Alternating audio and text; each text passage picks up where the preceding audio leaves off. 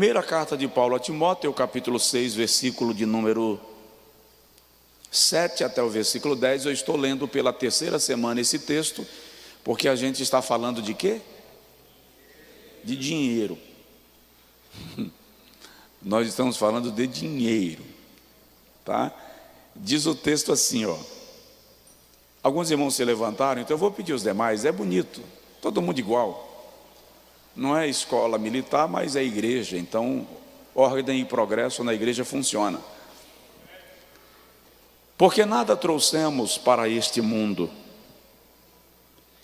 e manifesto é que nada podemos levar dele. Tendo, porém, sustento e com que nos cobrirmos, estejamos com isso contentes. Mas os que querem ser ricos caem em tentação e em laço, e em muitas concupiscências loucas e nocivas, que submergem os homens na perdição e ruína. Porque o amor ao dinheiro é a raiz de todos os males. Em algumas versões está de toda espécie de males. E nessa cobiça alguns se desviaram da fé e se traspassaram a si mesmos com muitas dores. Diz amém. Agora diga comigo: Senhor, fala comigo. Amém. Pode sentar, amados.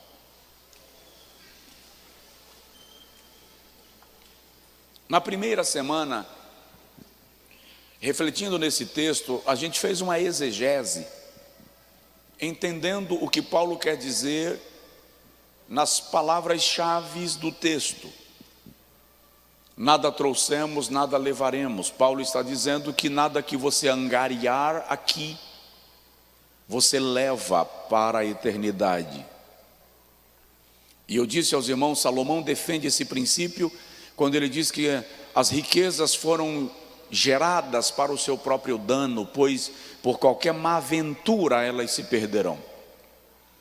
Depois ele diz, se você tiver sustento, sustento aqui é nutrição, alimento, provisão. E com que se cobrir? Cobrir aqui é vestir, cobertura, fala tanto de vestimenta quanto de moradia. Ele está dizendo, se você tem onde morar e se você tem roupa, esteja contente, esteja agradecido. E eu expliquei para os irmãos aqui que a palavra contente, arqueo, não indica ficar paralisado, não indica comodismo, indica satisfação, gratidão pelo que tem, louvor pelo que tem. Nós temos muita dificuldade de agradecer pelo que temos e muita facilidade de reclamar pelo que não temos. Então o apóstolo está nos orientando que estejamos satisfeitos, agradecidos. Depois ele diz, os que querem ser ricos, agora ele fala da ganância, da ambição pela riqueza, caem em tentação, armadilhas e em laços, que o termo aqui é apertos, angústias, sufocos, que submergem os homens na ruína e na perdição. De repente Paulo diz, porque o amor ao dinheiro é raiz de toda espécie de males. Ele não está dizendo que você não pode ter, ele está dizendo que você não pode amar. Eu citei aqui George Foreman, pastor evangélico norte-americano, um dos maiores pugilistas de todos os tempos, e uma frase célebre de Foreman é: não gosto de dinheiro, mas confesso que ele alegra os meus credores. Então, você pode ter, mas não pode amar o dinheiro. Aprenda a possuir e não seja possuído. É esta a orientação de Paulo. Na semana passada eu falei aqui com os irmãos sobre o perigo de ter dinheiro. Fala com a pessoa do seu lado aí, se tiver algum. Ter dinheiro é perigoso. Agora fala com ele assim, mas não é pecado. Você pode ter. E eu disse aos irmãos aqui que o dinheiro se torna perigoso quando ele gera em você o conforto do pecado. Porque eu tenho e posso pagar, então posso navegar em águas elevadas ou águas profundas. Segundo, eu disse aos irmãos que o dinheiro é perigoso quando ele nos leva a driblar um princípio da vontade divina. Não vou repetir, a mensagem está disponível lá no canal. Você pode assistir quando chegar em casa, amanhã, só repetindo para você pegar a linha de raciocínio. Então, o dinheiro é perigoso quando ele nos leva a driblar o princípio da vontade divina. O dinheiro é perigoso quando ele é adquirido com mentira. Foi o caso de Geazi. Sai na frente do profeta, o profeta disse não, ele vai lá e diz sim, mentindo em nome do profeta. Lembrando que na antiga dispensação, a dispensação da lei veterotestamentária, mentira em nome do profeta era mentira em nome de Deus. Então a lepra de Naamã passa para Geazi. Teve o dinheiro, teve a prata, teve o ouro, mas com ele veio a lepra. Não vale a pena ganhar dinheiro se a lepra vem com ele. Eu disse aos irmãos aqui semana passada que ter dinheiro é perigoso quando faz o indivíduo pensar que pode comprar tudo, que tudo está à venda. E aí eu disse aos irmãos, as coisas mais extraordinárias da vida não podem ser compradas. Foi aí que eu disse aos irmãos da frase de um pensador que mencionou que com o dinheiro você compra a cama, mas não compra o sono. Com o dinheiro você compra o remédio, mas não compra a saúde. Você compra a casa, mas não compra um lar. Você até compra a companhia de uma mulher bonita, de um homem bonito, mas não compra um companheiro e parceiro para a vida. Então, quando o dinheiro nos leva a pensar que a gente pode comprar tudo, ele se torna um perigo. E o dinheiro é perigoso, eu disse aqui semana passada, quando ele me leva a viver de subornos. Porque eu tenho, aí eu até mencionei aqui, o fato de o camarada não paga o documento do carro, licenciamento, habilitação vencida, extintor vazio, entra no carro e diz: Senhor, eu quero te pedir um grande milagre, tira o guarda da frente. E por precaução, Senhor, eu vou colocar 50 dentro da carteirinha de documento, porque se o guarda parar, quando ele abrir, a onça cai. Ou seja, o dinheiro é perigoso quando ele te leva a essa mentalidade distorcida, doentia, prejudicial. Hoje, em não muito tempo, eu quero falar quando o dinheiro se torna uma maldição. E aí eu quero falar sobre o dinheiro e a maldição com causa. O dinheiro e a maldição com causa. Semana que vem, se Jesus não tiver voltado ainda, aí a gente fala sobre a bênção de ter dinheiro. Porque ter dinheiro é uma bênção. A questão não está no dinheiro, está em mim e em você. Está em como nós lidamos com isto. O problema não é o dinheiro em si, não é o tê-lo. É a maneira como nós lidamos com aquilo que o Senhor faz chegar a nós. Então, hoje eu quero falar sobre o dinheiro e a maldição com causa. Ou seja, o que pode gerar uma causa de maldição na minha vida só por causa do ganho, da ambição do lucro. Salomão diz em Provérbios capítulo 26, versículo 2, que a maldição sem causa não encontra pouso.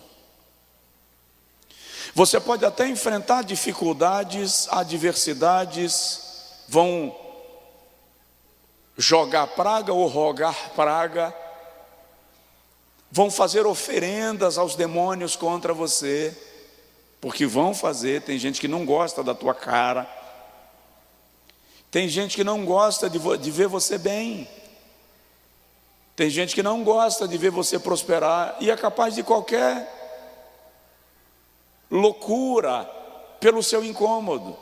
Mas a maldição sem causa não encontrará pouso.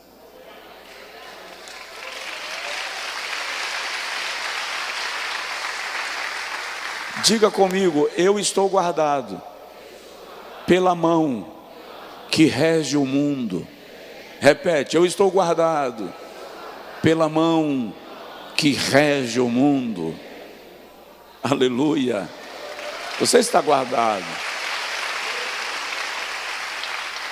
Agora, eu não posso cometer a insensatez de pensar que o fato de eu ter bens resume em bênção, porque a bênção de Deus vai muito além do ter bens.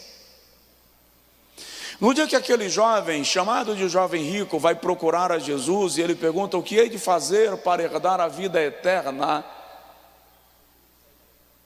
E Jesus diz para ele: guarda os mandamentos. E é interessante que no texto bíblico a pergunta dele, quais?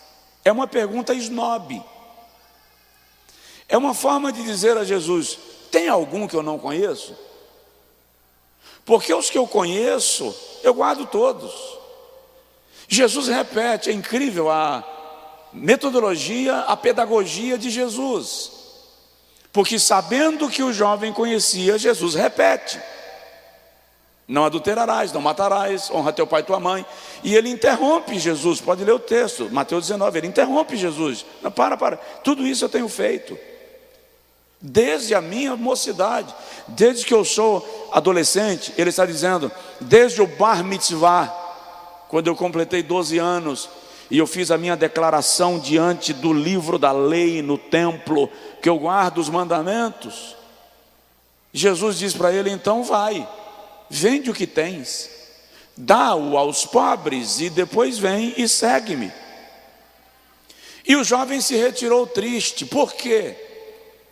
Segundo a tradição, havia uma escola de pensamento no ambiente judaico nos dias de Jesus, e ela era muito forte, que indicava que a riqueza era sinônimo da aprovação divina. E portanto, se Deus prosperava aquele indivíduo, ele já tinha o céu garantido, porque Deus estava lhe aprovando. Quando Jesus diz: vai e vende o que tens e dá-o aos pobres, Jesus está dando uma beliscada na costela dessa linha de pensamento, porque Jesus está dizendo: para entrar no reino de Deus, não é baseado na tua conta bancária, nas tuas posses, naquilo que você possui, está mais relacionado ao Espírito de Cristo reinando em você, do que esse sentimento de comando, de acesso ao céu pelo que você possui na terra.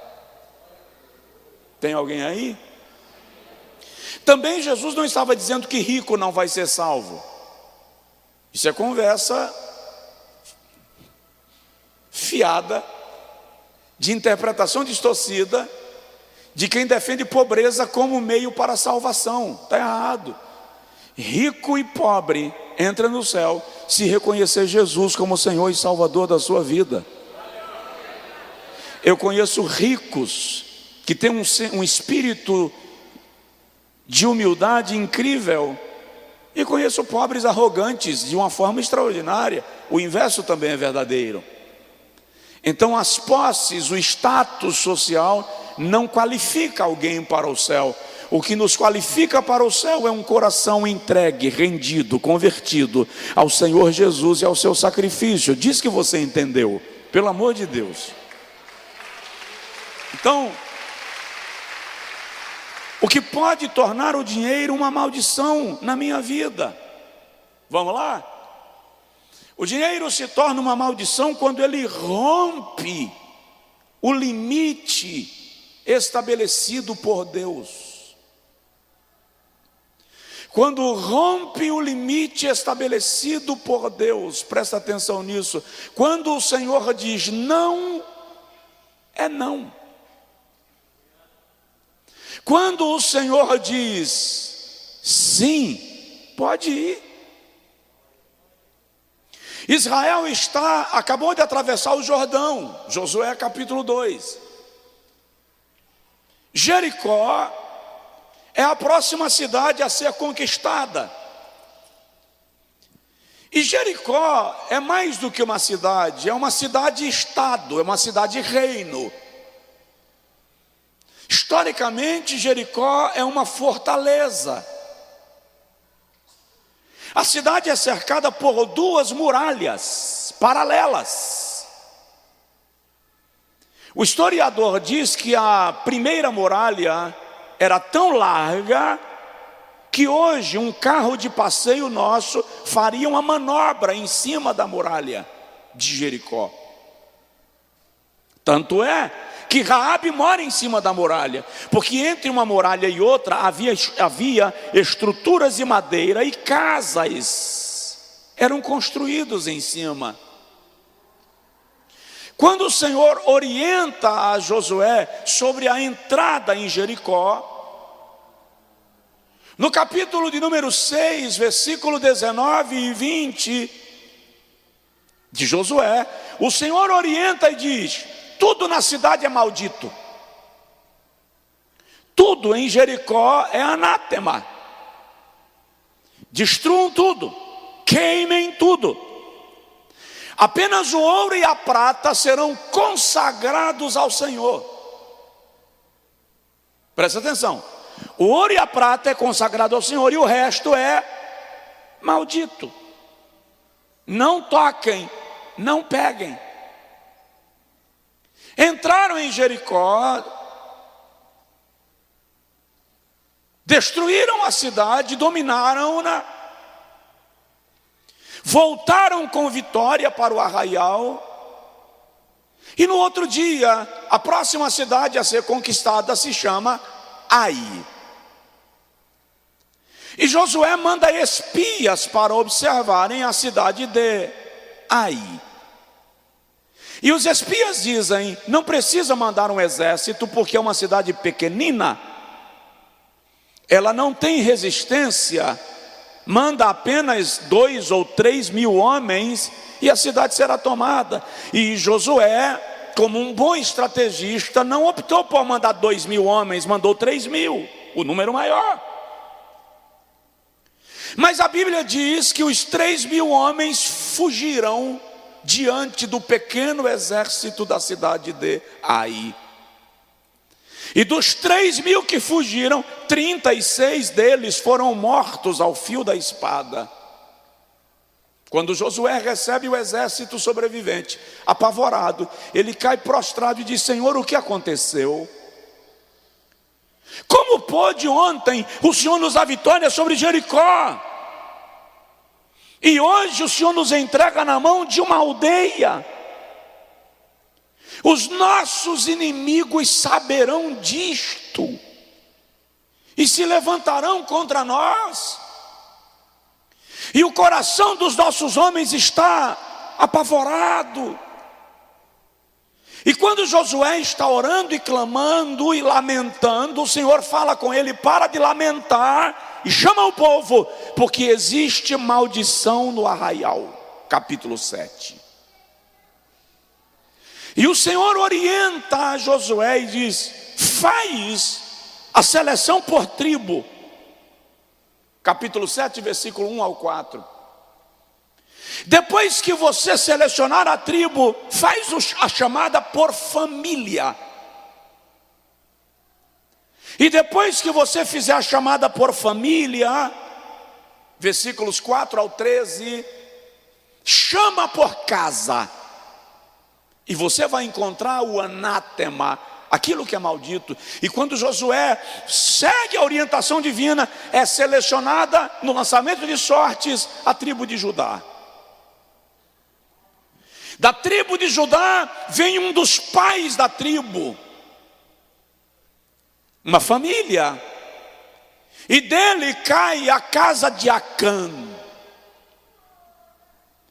E Josué manda chamar a Acã e pergunta: confessa o que tu fizestes, pois por tua causa o arraial do Senhor foi perturbado e homens morreram na batalha. E Acã diz para Josué, nos versículos 20 a 23, entrando eu numa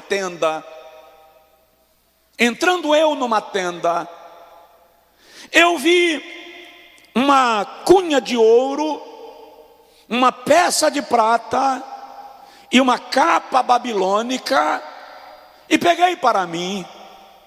Preste atenção, de quem era a cunha de ouro? Do Senhor. Ele disse, é consagrado ao Senhor. De quem era a peça de prata? Do Senhor, porque ele disse, o ouro e a prata serão consagrados. E de quem era a capa babilônica? Preste atenção, se não é do Senhor, é do diabo, é maldito. Acã trouxe o que era do Senhor e o que era do diabo para casa. Preste atenção, o que é do Senhor é do Senhor, o que é do diabo não serve para você, fica apenas com aquilo que Deus te autorizou, que é teu.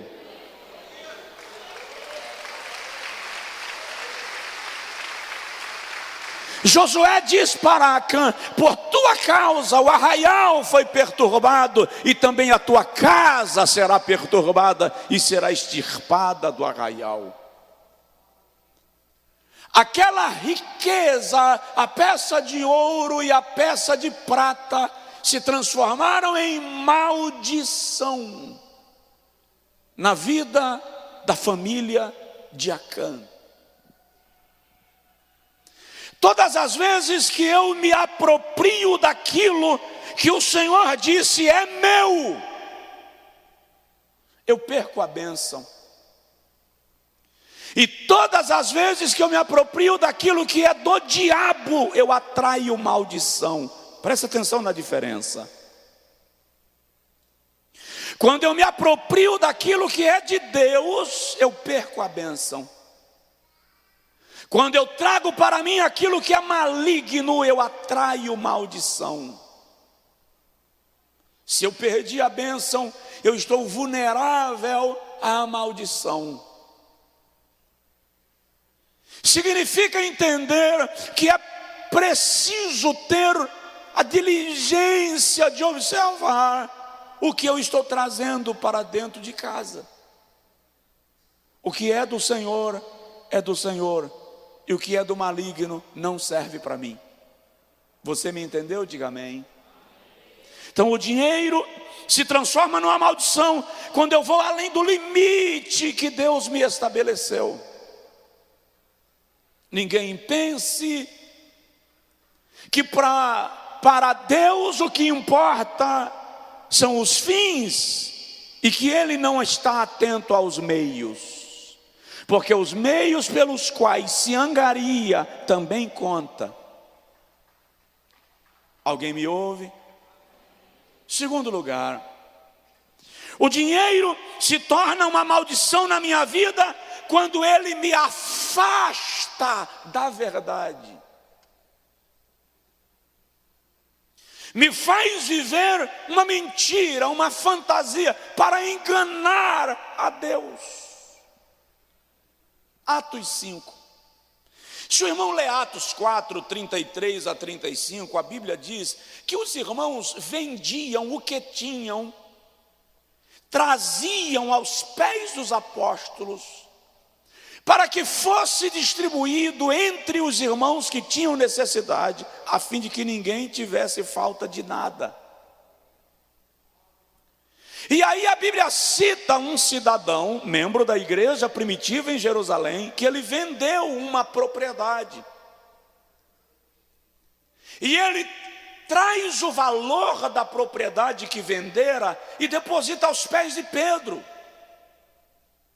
Ninguém mandou, ele fez um propósito com Deus, era dele. É como eu decidi vender algum bem que eu tenho e dizer, isso aqui é uma oferta para a casa do Senhor. Foi o que ele fez. Ananias, vendo aquilo, disse, vou fazer igual. Presta atenção, se você não aguenta o voto que o outro fez, não faça, que você não é obrigado a fazer voto. Entendeu? Ananias resolveu fazer igual. Só que quando Ananias vendeu a herdade, uma propriedade que era de herança, que ele tinha, Ananias achou o montante do dinheiro muito grande. E ele disse: quer saber, eu não vou levar esse negócio todo para os pés do apóstolo Pedro, não. Eu vou dizer que foi vendido por tanto. Para não cair em contradição, Ananias chega para a irmã Safira, mulher dele, e fala assim: Safi, fala, Nani, vamos dizer a Pedro que foi vendido por tanto. Quando ele te perguntar, você repete. Safi disse: gostei da ideia. Fechou. E irmão Ananias chega lá na porta do apóstolo Pedro, bate na porta e diz: aqui está o voto que eu fiz. Atos 5. Pedro olha para Ananias e pergunta assim: foi vendido por este valor? Ananias disse: foi. Pedro diz assim: irmão Ananias, quem te induziu a mentir contra o Espírito Santo? Estando em tua mão, não era teu? Ou seja, você tinha necessidade de vender, tinha necessidade de trazer, alguém te pediu, alguém te obrigou, não era teu. Não foi um voto que você fez. Como você faz um voto e agora ousa mentir contra o Espírito Santo? Morrerás. E Ananias na hora sofre um ataque fulminante e morre aos pés do apóstolo Pedro. E é interessante que Pedro manda os obreiros sepultarem Ananias. Tempo passou, demorou demais e Nani não voltou para casa. A irmã Safira pensa: vou atrás de Ananias, porque já chegou a hora do almoço, a hora do jantar. Quando ela chega na casa do irmão Pedro, ela pergunta: pastor Pedro, Nani esteve aqui? Esteve, irmã Safira. Irmã Safira, deixa eu te perguntar, a herdade foi vendida pelo valor que o irmão Ananias me disse? E a irmã Safira disse: foi, irmão Pedro, exatamente igual como ele disse. Pedro olha para Safira e diz: mas Safira, quem vos induziu a mentir contra o Espírito Santo? Eis aí atrás de ti os pés daqueles que acabam de sepultar o teu marido. E quando Safira vira para olhar, cai e morre também.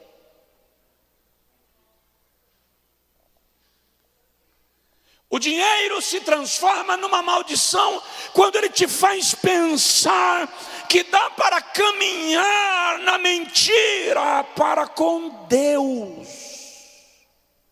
Ei, você decidiu ser dizimista? Seja dizimista, mas não fica tentando embrulhar Deus, porque Ele sabe quanto você ganha e sabe qual é o seu propósito dizimal. Você fez um voto de uma oferta, não fica arrumando o jeitinho, cumpre o teu voto. Não quer votar? Não vota, o dinheiro é teu. Não quer ofertar? Não oferta, o dinheiro é seu. Não quero ser dizimista porque eu não concordo. Não se discute, o dinheiro é seu. O que o Senhor está dizendo é: você não é obrigado a trazer ao meu altar, mas se trouxer, seja adorador genuíno comigo, como eu tenho sido com você.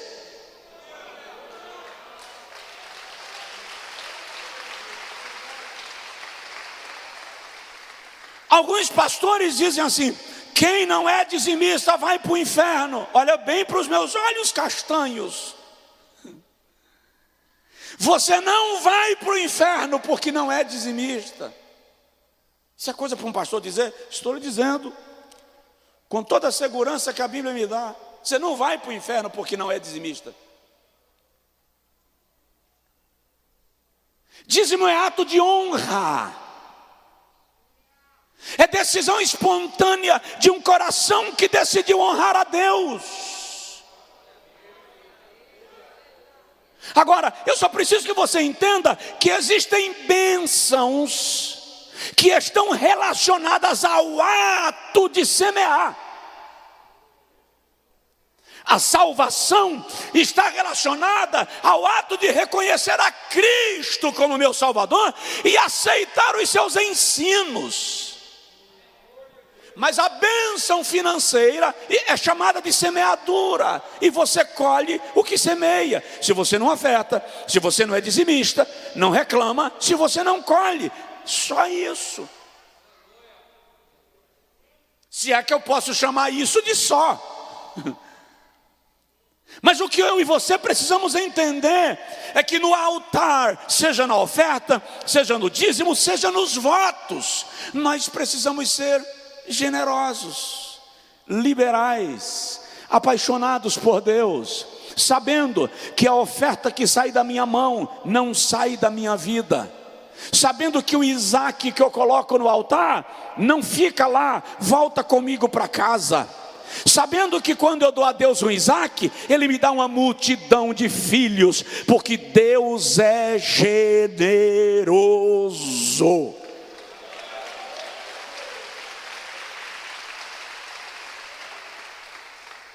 Mas não minta. Esse princípio é tão extraordinário que lá em Levítico capítulo 2, capítulo 2 e 3, o Senhor diz assim, ó, olha como o princípio de justiça é extraordinário. Quem tem ouro, traga ouro. O Senhor está falando de oferta. Quem tem prata, traga prata. Quem tem bronze, traga bronze. Se não tiver nem ouro, nem prata, nem bronze, traga uma novilha. Um boi, ele começa pelo boi. Se não tem um boi, traga uma novilha. Se não tem uma novilha, traga uma bezerra. Se não tiver uma bezerra, traga um cordeiro. Se não tiver um cordeiro, traga um par de pombos ou de rolinhas. Se não tiver um par de pombos ou de rolinhas, traga uma efa de flor de farinha. Qual é o princípio aqui? O Senhor está dizendo: não te peço aquilo que você não tem, não te peço aquilo que não te dei. Cada um traga daquilo que de mim recebeu. Esse é o princípio. E é isto que nós precisamos aprender no princípio da mordomia cristã. Agora, vou repetir, é um fato. Existem bênçãos que estão relacionadas ao ato de semear. Só não se afaste da verdade em nome do dinheiro, porque ele vai se tornar uma maldição na sua vida, pode te matar. Terceiro, o dinheiro se torna uma maldição quando ele muda o nosso foco de adoração. Você já prestou atenção nas 3 propostas de Satanás para Jesus em Mateus capítulo 4? Na primeira proposta, Satanás diz assim: se tu és o filho de Deus, manda que as pedras se transformem em pães. Por que Satanás está oferecendo pedra em vez de pão? Porque quem oferece pão é pai. Satanás só pode oferecer pedra porque ele não tem pão. Jesus olha para o diabo e diz assim: está escrito, nem só de pão viverá o homem, mas de toda palavra que procede da boca de Deus.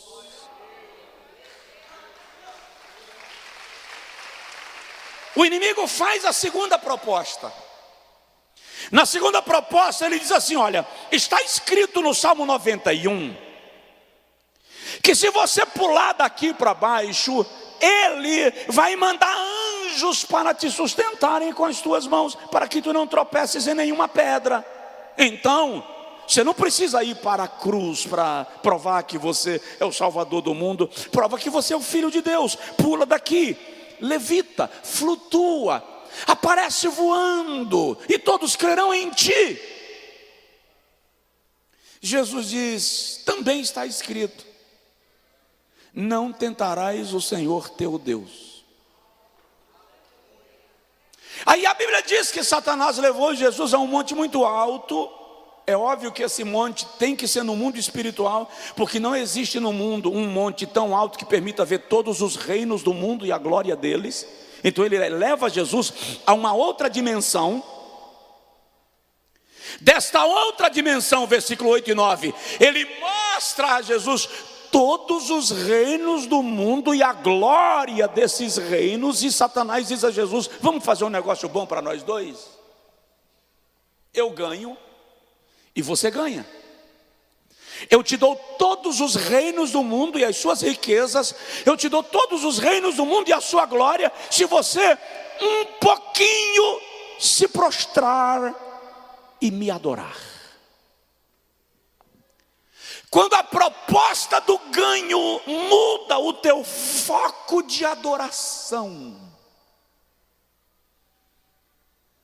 ele se torna maldito. Quanta gente na igreja, no altar, no ministério, mas que o foco da adoração não é mais o Senhor, é o reino do mundo e a sua glória. Quando os reinos do mundo e a sua glória me atraem mais do que a presença de Deus, a minha adoração não é mais para Deus. Não é pecado ser rico, mas é preciso ter o cuidado de não deixar o seu coração mudar o foco da adoração, o foco do serviço, o foco do culto, porque é tudo para o Senhor. Jesus olha para Satanás e diz: sai de mim, Satanás, porque está escrito: ao Senhor teu Deus adorarás e só a Ele servirás. Aleluia. Aleluia. Aí vem uma pergunta básica que o Espírito me traz ao coração, e que se não servir para ninguém aqui, vai servir para alguém em algum momento, porque o Espírito Santo está fazendo essa pergunta para alguém: por que você canta? Por que você prega? Qual é o foco do teu coração? Qual é o alvo? Qual é a meta? No reino de Deus, dinheiro é uma necessidade, não pode ser a motivação. O Senhor é dono do ouro e da prata, e eu vou repetir o que eu estou dizendo: Ele vai te fazer prosperar, Ele vai te fazer crescer. Ouça o que eu estou te dizendo: tem gente aqui, agora à noite, que naquilo que você faz, Deus vai te colocar entre os maiores. E eu não estou falando de Feira de Santana, eu estou falando de territórios mais amplos. Deus vai te colocar entre os grandes. Andoi castui mas andei vassuragaia. Mas não deixe nunca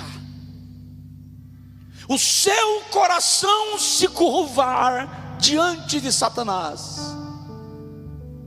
pelo prazer de ter os reinos do mundo e a glória deles. Há muitos anos atrás tive um sonho, deve ter aí uns 20 anos. No sonho eu descia de um palanque, num estádio muito cheio, e alguém veio me saudar. Estava muito bem vestido e estendeu a mão para me saudar. E quando eu fui pegar na mão dele, que eu olhei para baixo, os pés estavam descalços e eram pés de um macaco. Tem uns 20 anos. Não faz muito tempo, esses dias eu estava num momento de oração e reflexão, e o sonho estalou na minha alma como uma visão. Agora não foi mais um sonho, foi uma visão, o mesmo. E o Senhor disse assim para mim: está chegando o momento que você vai precisar olhar para os pés daqueles que você aperta a mão.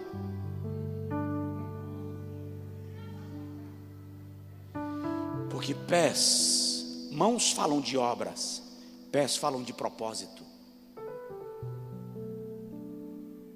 Para onde vai? Qual é a meta? Onde pretende chegar? Cuidado com quem você anda, fica atento. Interessante, tem 20 anos. Por que o Senhor me mostra isso 20 anos atrás, gente? Porque o Senhor já vai te dando sinais de que o teu coração não pode, em nome do reino do mundo e das suas riquezas, adorar ao diabo e esquecer que o único que deve ser adorado é o Senhor.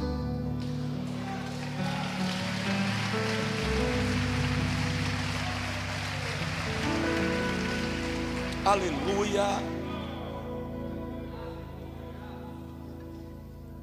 Duas coisinhas mais e a gente encerra. O dinheiro se torna uma maldição quando ele te torna desonesto.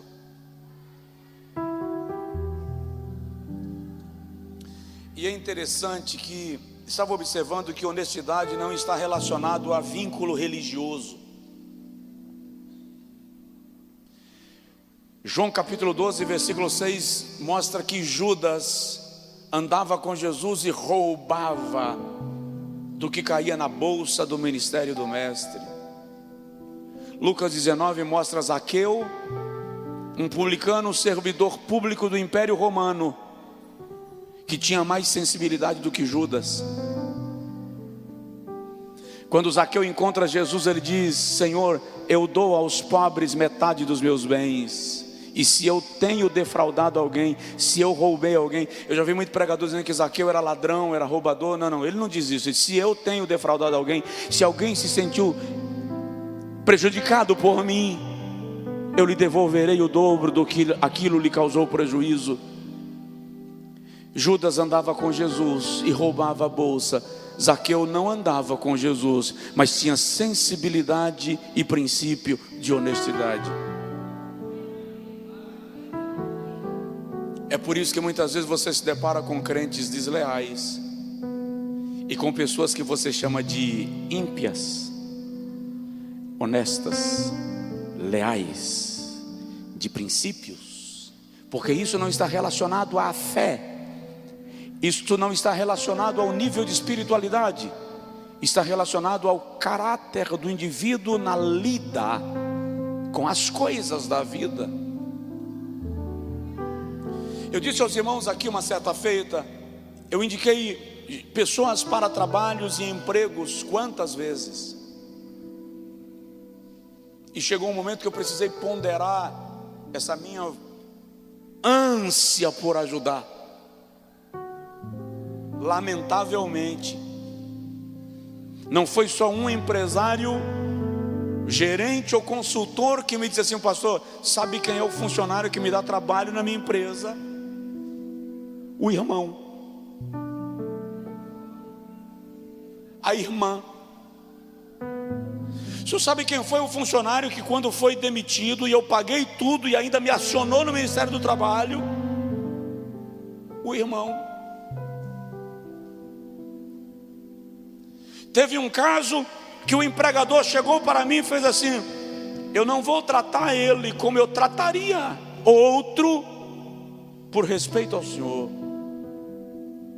mas se não fosse o senhor, o lugar dele era sorrindo para baixo. Nesse dia eu tomei uma decisão: eu preciso dar pausa, e antes de assinar pela indicação de alguém, eu tenho que fazer um levantamento da vida do indivíduo. Aí um dia me ligou um pastor de uma cidade, me pedindo para arrumar emprego para um rapaz que estava vindo embora para a Feira de Santana. E eu te mandei o currículo dele, e ele mandou o currículo, e eu encaminhei para umas empresas, e uma das gerentes da empresa me ligou e disse: pastor, o senhor conhece esse rapaz?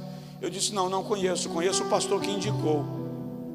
Ela disse: dá uma olhada no perfil dele no Instagram. E me mandou o perfil, e eu fui lá olhar. Só tem fotos do cara sem camisa, tomando cerveja, fumando um baseadinho, soltando palavrões, chamando Satanás de pai. Eu disse: Josué Brandão Amorim, acorda para a vida. Atenta, zonzo. Lamentavelmente há pessoas que estão na igreja, mas em nome do ganho são capazes de meter a mão na bolsa do ministério do próprio Jesus. Se o cara é capaz de roubar Jesus, irmão,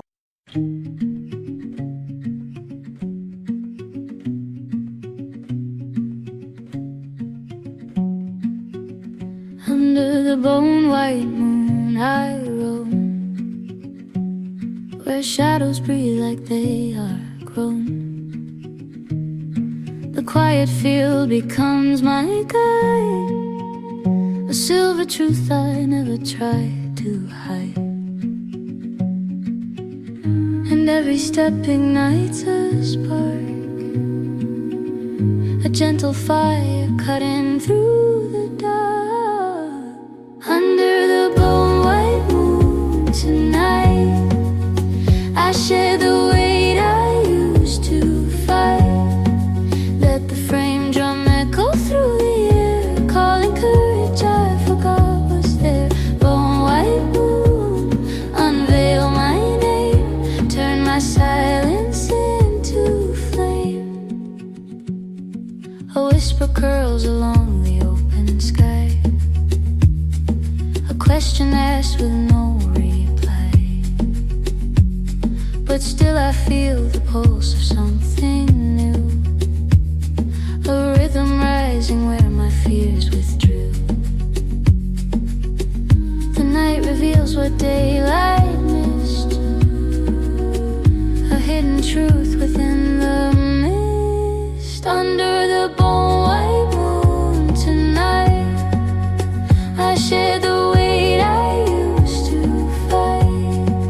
Let the frame drum echo through the air, calling courage I forgot was there. Bone white moon, unveil my name, turn my silence into flame.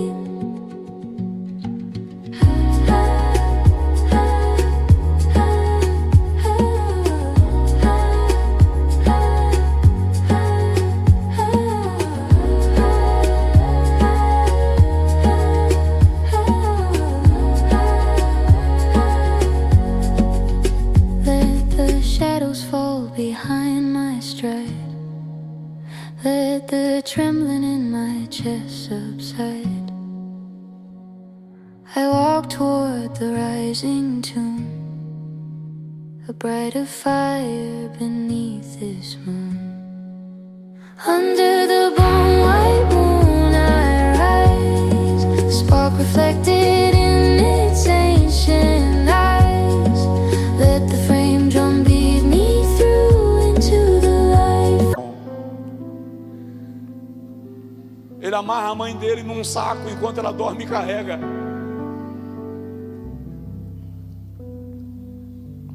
Como é que anda esse princípio nosso da honestidade,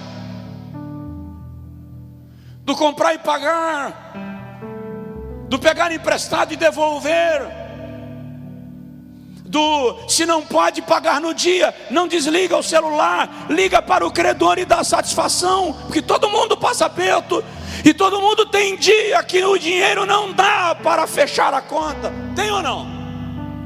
Quer dizer, todo mundo não. Já desse um cara chegou para mim e falou assim: pastor, tenho 42 anos e não sei o que é ter problema com falta de dinheiro. Eu disse, Deus te bendiga. Então tem pessoas que estão no nível mais sereno da vida, mas os normais, Os normais em algum momento pode faltar, não deu para fechar a conta, mas você não desliga o celular, você não fica inimigo do cara que te emprestou dinheiro, porque você não pode pagar. Porque tem gente que não pode pagar o dinheiro que pegou emprestado e fica inimigo de quem emprestou. O dinheiro é uma maldição se ele te torna desonesto.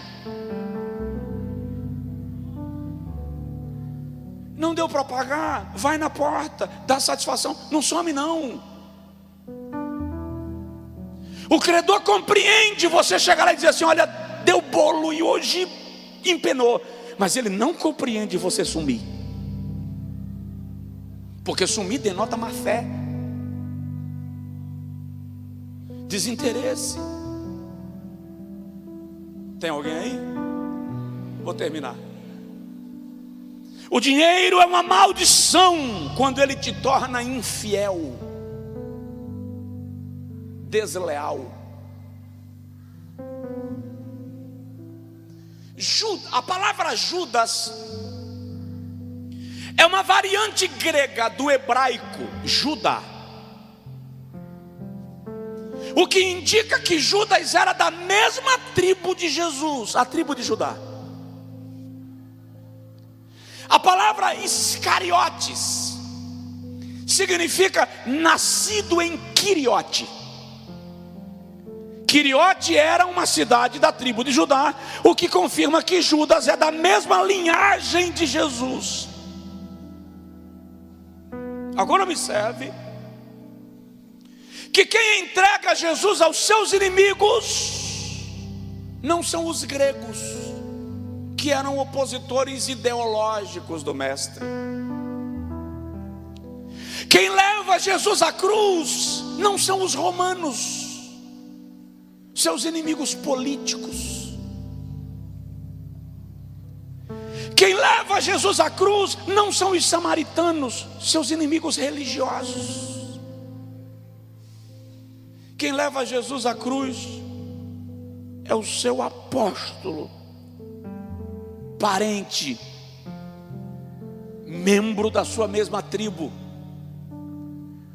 Um cara tão especial que quando João encosta no peito de Jesus e pergunta: quem é, Senhor? Jesus diz: aquele a quem eu der o bocado molhado. Eu vou honrar alguém hoje à noite. É isso que Jesus está dizendo, gente. Porque quando Jesus diz: um de vocês vai me trair, os discípulos entram em polvorosa, a mesa fica inquieta. João está encostado em Jesus e Pedro está encostado em João. Então Pedro encosta em João e faz assim: pergunta para ele, quem é de nós? Por que a preocupação de Pedro? Porque se você analisar bem, Pedro tinha todas as características de alguém que poderia trair Jesus. Então Pedro está apavorado. Fala com ele aí se sou eu, porque se sou eu tenho que ficar atento, eu tenho que vigiar. Eu sei que eu sou meio doido assim, meio espavorido. Aí João encosta no peito do mestre e diz: Senhor, quem é? Jesus diz assim: o cara que eu vou honrar hoje à noite, aquele a quem eu der o bocado molhado. Quanto custou isso? 30 moedas de prata. O preço que se pagava por um escravo. Judas abdicou da sua fidelidade ao mestre por causa do preço de tabela de um escravo.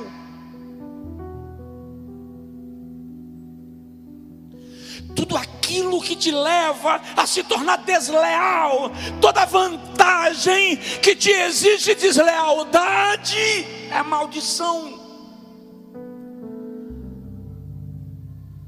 Deus não te chamou para ser maldito, Deus te chamou para ser bendito. Deus te fez abençoado, abençoada. Não aceite nada menos do que isto. vou mostrar para vocês, querendo Deus, semana que vem, que ter dinheiro pode ser uma bênção na sua vida. Você pode ser próspero, rico, riquíssimo. É isso que a Bíblia diz de Jacó, que ele se tornou rico. Jacó, Isaac, ele se tornou rico, riquíssimo e próspero, porque o Senhor o abençoava. Diga comigo, porque o Senhor o abençoava. Agora diga comigo, porque o Senhor me abençoa. Tem alguém do seu lado? Se tiver, diz para ele assim: olha bem para mim. Diga para essa pessoa: olha bem para mim, porque daqui para frente você vai ficar admirado do que Deus vai fazer na minha vida, porque eu sou abençoado.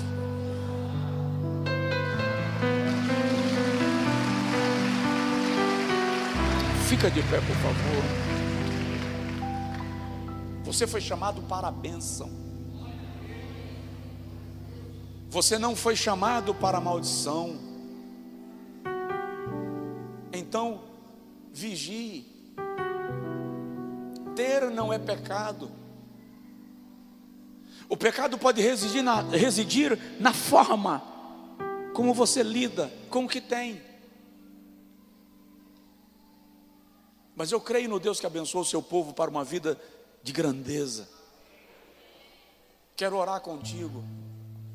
E na oração de agora, você vai clamar ao Senhor comigo. E você vai fazer uma oração de batalha. E você vai dizer para o Senhor: arranca da minha vida tudo aquilo que é maldição. Tira da minha vida tudo aquilo que é maldição. Extirpa, desfaz. Diga para o Senhor: eu quero que tudo aquilo que é da tenda de Jericó, o roubo de Acã, não fica na minha casa. E o Senhor Deus vai te mostrar coisas que Ele vai sacar da tua vida,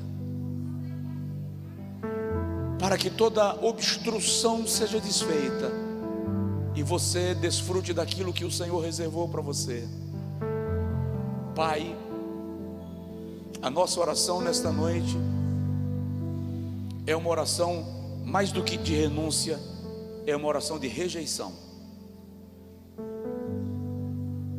Nós rejeitamos na nossa vida tudo aquilo que é maldição.